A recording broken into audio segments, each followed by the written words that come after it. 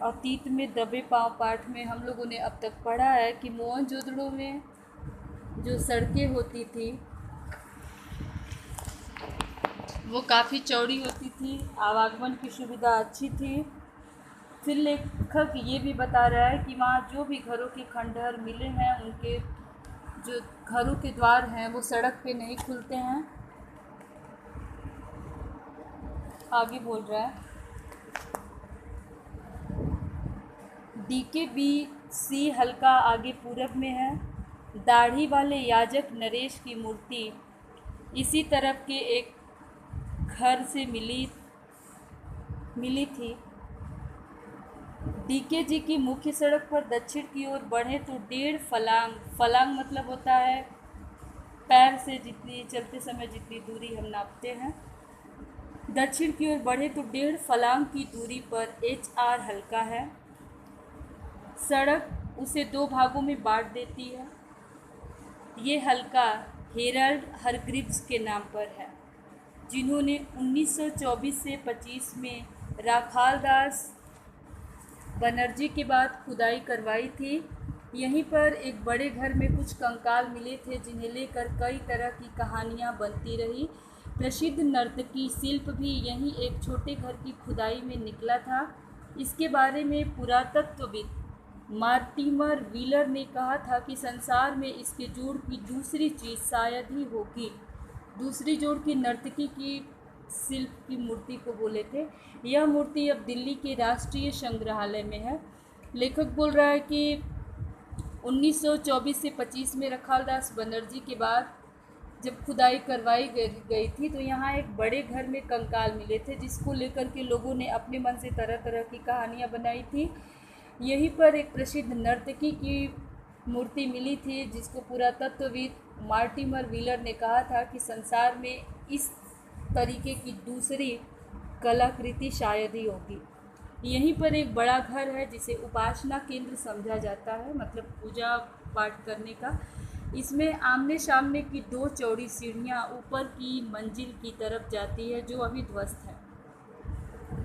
पश्चिम में गढ़ी के ठीक पीछे माधव स्वरूप वत्स के नाम पर VS हिस्सा है। यहाँ वह रंगरेज का कारखाना भी लोग चाव से देखते हैं, जहाँ जमीन में ईंटों के गोल गड्ढे उभरे हुए हैं। अनुमान है कि इनमें रंगाई के बड़े बर्तन रखे जाते थे। 2 कतारों में 16 छोटे एक मंजिला मकान हैं। एक कतार मुख्य सड़क पर है, दूसरी पीछे की छोटी सड़क की तरफ। सब में 2-2 कमरे हैं। स्नान घर यहाँ भी सब घरों में है। बाहर बस्ती में कुएं सामूहिक प्रयोग के लिए हैं। ये कर्मचारियों या कामगारों के घर रहे होंगे। लेखक बोल रहा है कि पूरब की बस्ती अमीरों की बस्ती थी और पश्चिम में गढ़ी के ठीक पीछे माधव स्वरूप वस्त्र के नाम पे VS का हिस्सा है, जहाँ पर रंगरेज का कारखाना मिला। लेखक पहले ही बोला था कि यहाँ खुदाई से पहले कपास, जौ, इन सब चीज़ों के कपास के बीज नहीं मिले थे, लेकिन वहाँ पे सूती कपड़ा मिला था और ये रंगाई का कारखाना भी मिला था, जिससे लोगों को स्पष्ट है कि उस समय सूती कपड़े भी बनते थे, मतलब वहाँ कपास होता था और रंगाई का भी काम होता था।